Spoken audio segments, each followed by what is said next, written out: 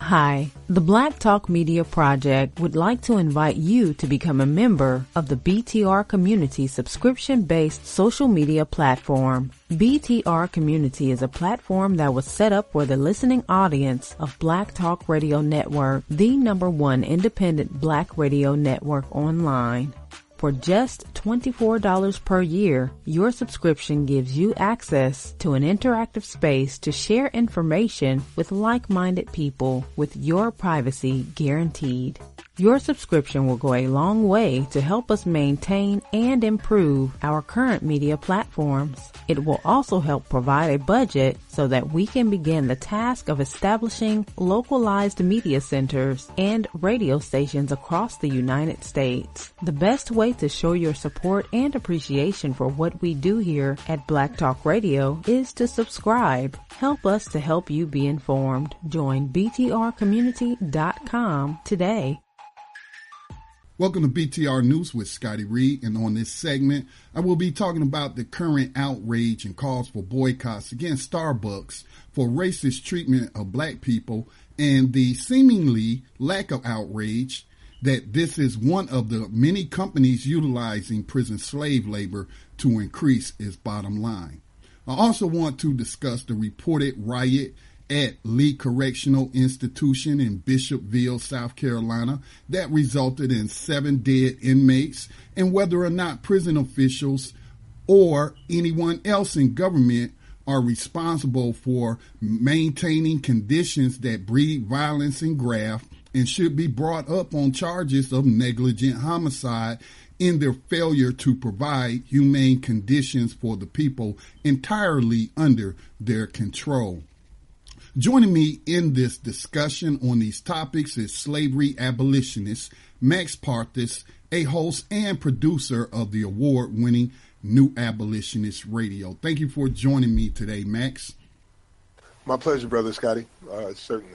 Particularly in these times where so many things are occurring, and a proper narrative needs to be applied to it. I couldn't agree with you more.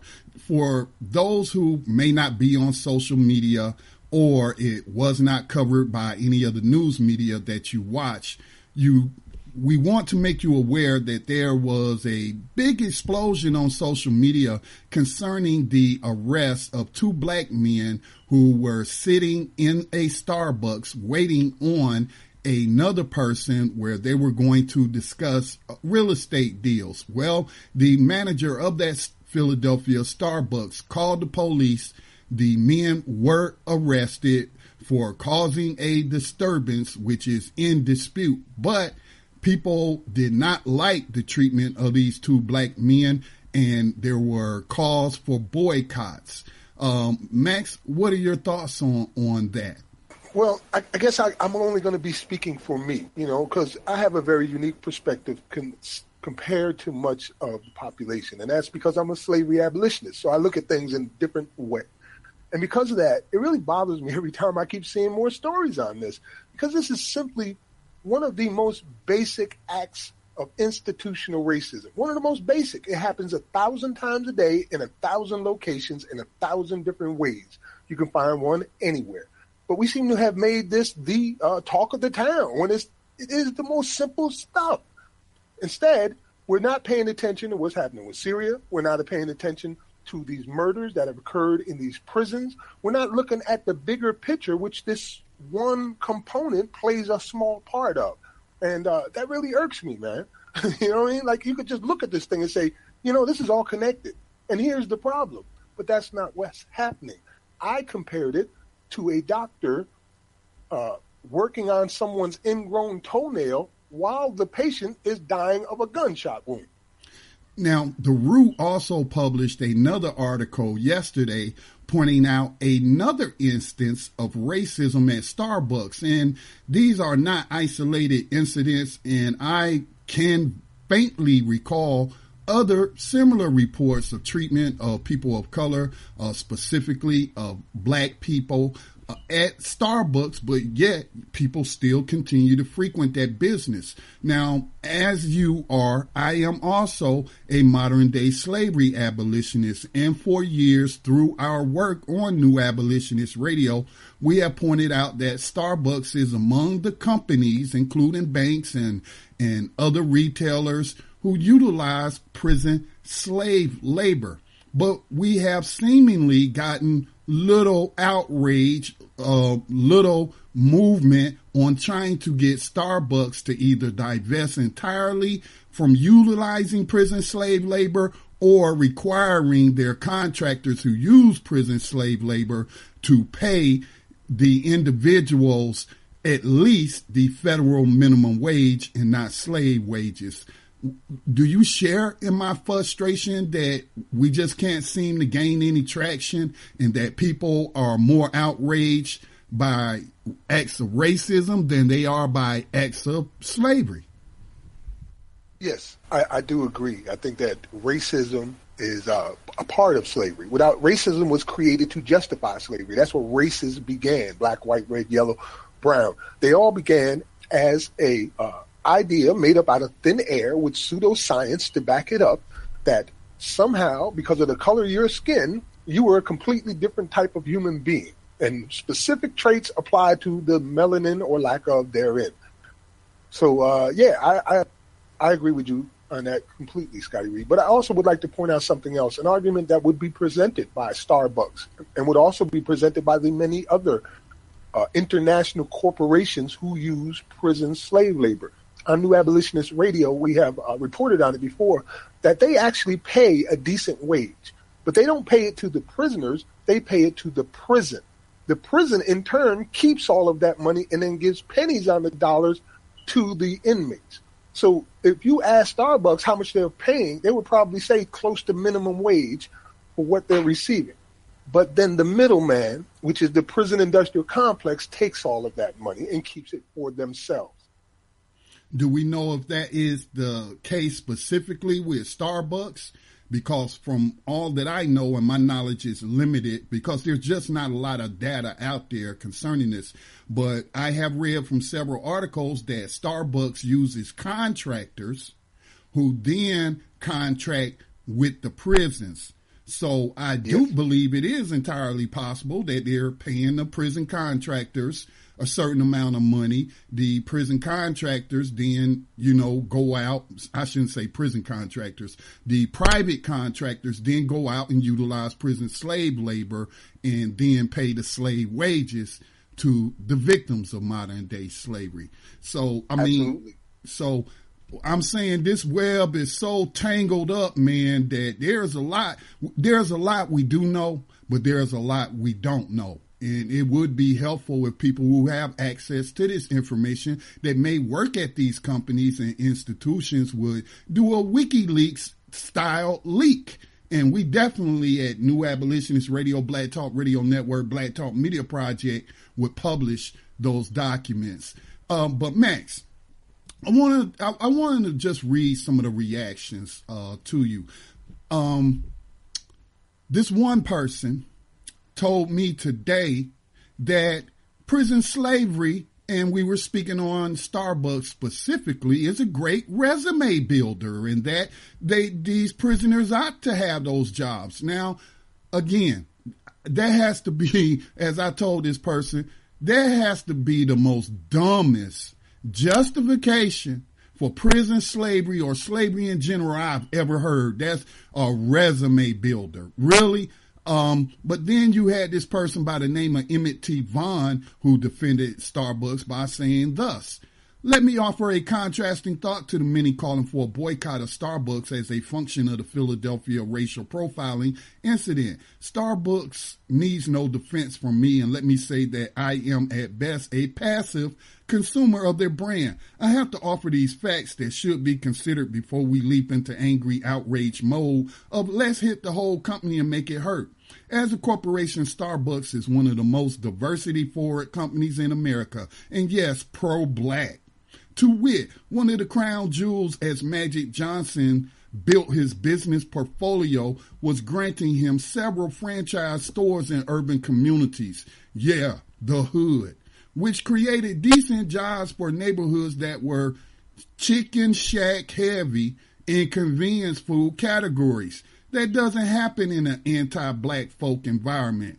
Ariel President Melody Hobson Lucas sits on their board of directors, and if you know MHL, she keeps their corporate leadership on point, not just on this recent incident. Now, he goes on and drones on, but you get the gist here. I would also point out that you have black people sitting on the boards of private prison companies. As we pointed out on New Abolitionist Radio, you have black people who are managing some of the largest prison plantations in the United States. And of course, I should not have to point out the role of the black slave catcher, aka cops. What do you think about these responses like this when you hear them? One of the things that could really drive me crazy, Scotty, is I started paying attention to random people's comments on pages. I do that periodically, and it just reminds me just how little people know about the circumstances of their everyday life. Simple as that. They don't understand. And they make these comments based on logical fallacies and miseducation. So it really is almost a time sink to try to keep up with what they're thinking. As we do on a weekly basis, we educate people. I mean, we share the truth and nothing but the truth to the best of our abilities on these circumstances, which is why from the very beginning I said I didn't even want to be sharing it. I don't even want to be talking about it that much. Once or twice is enough, because I'm going to tell you like it is. You could take yourself a video camera, go to any fast food restaurant in America where people come on in and out every day, and within 24 hours, you would have an act of racism that you could share with people. Within 24 hours. This is a daily occurrence. Like you said, the same place. Just a day later or 2 days later, another man, black man, is denied service or denied to use the bathroom because of apparently the color of his skin when his white counterpart was coming out the bathroom and never purchased a thing. Starbucks came out today and said that it would close all of its U.S. stores on the afternoon of May the 29th for racial bias education for its employees, the company said in a statement. Now, my comment on that, Max, and I definitely want yours, is that's a good start. That's good company policy to have anti-racist training, okay? Then people can't make excuses, not that they need excuses, but then you can say, well, you received this training, you're in violation, you know our policy, now we're going to hold you accountable by firing you. So I agree with that. But again, we're dealing with a symptom. Calling the police, those two men could have ended up on a prison plantation packaging coffee for Starbucks through its contractors, or they could have ended up dead if it had been escalated by a slave catcher. So while I'll say that this is, and I know public relations figures into it, but this is a good way to address it. Close all your stores, have anti-racism training, and then make sure that you hold people accountable in the future. But again, I tweeted at Starbucks Coffee on Twitter, and will also send an email to their president and ask them to consider divesting from using prison slave labor, or make sure that the prisoners are paid a federal minimum wage. Your thoughts, Max? I agree with you on that, Scotty. And, I just like to point out some things about Starbucks. Starbucks has really went out of its way to hire veterans, to hire the youth, to really contribute to the communities that they are a part of. So I got to give them props for that. But what I can't give them props for is what you just mentioned about them using prison slave labor. And if we're able to influence them to divest from that and to discontinue using that, that's a hell of a victory for us. And it adds to the conversation overall about modern day slavery and human trafficking. But here about this today, where they was talking about they're going to have this 1 day of training on May 29th, that's just pure PR. if they really meant to make some changes, they would have been saying, we're going to have our first of an annual training course on May 29th. Because you could train the people who are employed right now, but the turnover rate is going to get rid of a lot of them in just a year or two. And nobody's going to be left that had any kind of training, just a few. So really, that's just PR campaign. I tend to agree with you, but it is training nonetheless. So, nobody going forward be able to make that excuse. But all of this means nothing to me when you still have the prison slavery component as part of your business practice. Because it is my opinion, often racism represents the trees that prevent us from seeing the forest that is slavery. We focus a lot on these little individual acts of racism and don't see how they fit into the bigger picture of funneling bodies into the prison slave system. Right. 1 million people are employed within the prisons doing one job or another right now of the total prison population. That's the estimates that I've heard over time. And Starbucks is not unique in their use of prison slave labor. McDonald's uses it, and it has cost them a huge amount of money in PR because of that. Wendy's uses it. Other restaurants that provide things like chicken, for instance. A lot of these chickens come from chicken farms, which are manned by prisoners. The same thing with eggs, come from farms that are manned by prisoners who are getting paid pennies on the dollar. One of the things that I've done throughout my life is to make personal choices. I don't, get into the boycotts because I'm not trying to get everybody to do something. If you know it's right or wrong, you should be willing. Simple as that. And buying services or products or goods from companies that use slavery is not what I want to do at any time. So I don't buy from McDonald's. I don't buy from Wendy's. I don't shop at Walmart and things like that. Anyone that uses prison slave labor. And you can get an entire list of companies, and you'd be surprised who is on that list simply by Googling prison slave labor in the U.S. or companies that use prison slave labor. The information is not hidden. It's very easily found with a simple Google search. Well, Max, I want to transition, but still staying on the topic of prison slavery. Yesterday morning, I started seeing reports of a disturbance at this prison down there in South Carolina where you are, at Lee Correctional Institution in Bishopville, South Carolina, that resulted in 7 inmates being killed. It's being described as a riot over territory within the prison and over contraband and making money. What are your thoughts on this incident before I give you mine? Well, I've been monitoring what's happening here in the state I live in for quite some time. And we just came out of a period which was the highest rate of police homicides in the history of South Carolina. They were killing 15 and 18 people a year. And as you remember, one of the young white fellow, I forget his name, Scotty, you may remember, who was shot for smoking weed on his first date with his girlfriend in a restaurant here in South Carolina. So they killed like 18 people. Yeah, Zachary Hammond. Yes, exactly, Zachary Hammond. Zachary Hammond, 16-year-old boy, shot him dead. So we see a lot of that happening here in South Carolina in this record that's with police homicide. But we have to also remember that this is still the same custody of the same group of people. Whether you're shot dead in the streets or killed in a prison by other inmates, you're in the complete custody of the same people. The law enforcement and the prison personnel, the guards who share the same union, basically. So you're in the same custody of those people. And I don't know whose bright idea it is to keep putting these rival gang members together in the same area. I don't know whose bright idea it is to have one single guard managing 2 tiers by himself. I don't know whose bright idea it is to not even know that half of the inmates in your possession right now are armed with deadly weapons. But apparently somebody made all of these decisions. And this is basically where you're allowing people to die is a form of murder. And Scotty, correct me if I'm wrong. Isn't that how it works? Because we just talked about a case where a young kid who was involved in a robbery never fired a shot, but one of his cohorts was killed by the police. And now the courts are holding this kid responsible for the murder that the police committed. So, if you're in police custody, you're in there, they own you. You're state property, and anything that happens to you is their fault. So this is like the 3rd group of killings just since 2017 started. and we're up to 20 deaths now.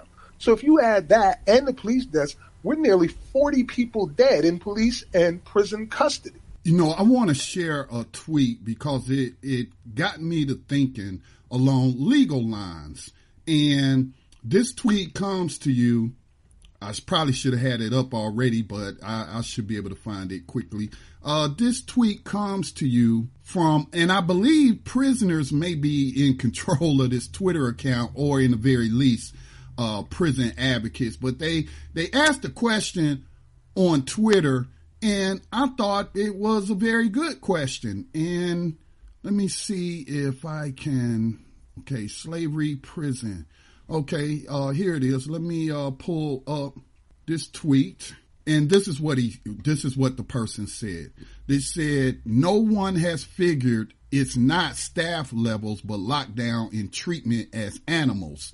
No movement, no education, long sentences, no humanity brings high violence. South Carolina Department of Corrections is officially the most violent in the nation. Anyone paying attention. And I have to agree with this person, is that when you create an environment and you don't provide for the safety of those under your charge that may fall victim to the environment that you have created, then you are responsible. And that this environment, just like we see out on the streets, you come up in a certain environment, you stay all day taking in the wrong type of stuff into your spirit, like gangster music where you're talking about killing people and selling dope and all that kind of stuff, then it's likely that you're going to imitate your atmosphere. I think Prince said that long time ago. Children only imitate their atmosphere. If you create an atmosphere in which people are treated like animals in the cages, it shouldn't be surprising when animalistic behavior surfaces. When you are depriving these people of any kind of funds so that they can have a decent meal, getting something from the canteen, or any of their basic needs, then you create a need for them to make money any way they can, whether that's through contraband and then that produces rivalries, just like we see out on the street. The number one driver of the violence we see in the streets is drug prohibition and these gangs battling each other for control of the market. It's no different than the governments who go to war with each other over resources, over territory. We're seeing the same thing here, just at a lower level, at a personal level, and we're seeing it in the prison. So I have to agree with this person. Now, I don't know. I think murder would be a strong charge. We'll have to look at what South Carolina has in terms of first-degree murder, second-degree murder, third-degree murder. But in the very least, I would charge them with negligent homicide. I would charge the warden and any of the officials over the entire corrections department all the way up to the governor with negligent homicide in the deaths of these 7 inmates and any other inmates who have died this year or any past years while under the control of the state. Your thoughts, Max? Well, that's basically what I said a little while ago. I believe that is the case, that the Department of Corrections is responsible for these murders. And I want to point something else out, and then I want to add a quote to it all. If you read the records of the people who were killed there, you'll see that 7 of them apparently were involved in violence and things like that. But one of them never actually did anything like that to anybody. I believe he was involved in financial issues, so crimes of debt.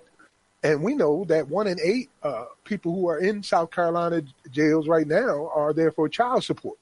So if you're a person who has not committed any major crime and you're there to do your time, which is 3 or 5 or 6 or 10 years or whatever it is, and get out, imagine being in this type of environment where you're surrounded by murderers and killers. You know what I mean? You're in there for tax evasion and the guy sleeping next to you killed 4 people. You know what I mean? And your life is likely going to get lost at some way along here. Either that or you play the game. So you become one of them. You might have went in there for tax evasion, You might have went in there for non-paying of child support. You might have went in there for an argument with your spouse or whatever it may be, or threatening things, but you're going to end up being institutionalized. And when we talk about people being institutionalized, that's how it happens right there. And your life becomes, there's a percentage that you may die at a scale that never existed in your life before. And you're in the complete custody of someone who is supposed to be monitoring that and making sure you don't die, and you just pay your dues and get the hell out. And I want to read a quote from a correctional institution officer, Patrick Lundgren, who is in Ridgeville, South Carolina, WCSC. He said, you control every part of their life. And if you're doing it right, they can't do anything to you. That's the goal. You're supposed to control every part of their life. But if you got one guard handling 2 tiers, that's not what you're doing. You're just allowing things to happen, and you're doing it for what? So you can save a few dollars, so you don't have to hire more guards, so you can take that money and use it for other things? That's what I think right there, Scotty. I think the abolition of slavery would eliminate the need for so many prisons, and also it would address your quote-unquote understaffing issues, because a lot of people do not want to be prison guards. Here in North Carolina, they have a shortage of prison guards, and I'm proud of the people in North Carolina for not wanting to be plantation overseers, putting their lives even at risk for a corrupt system that's still practicing slavery. Max, as we conclude, is there any final comments you would like to leave with our listeners? Just simply say, please pay attention to the bigger story. Everything is connected, and there is no such thing as an outside agitator within the borders of the United States of America. We are all connected. As we say on New Abolitionist Radio, Ferguson is America. Thank you, Max, and thank you to all the listeners. Make sure, if you find this podcast constructive, to share it with others. And also make a contribution to the North Carolina-based nonprofit Black Talk Media Project.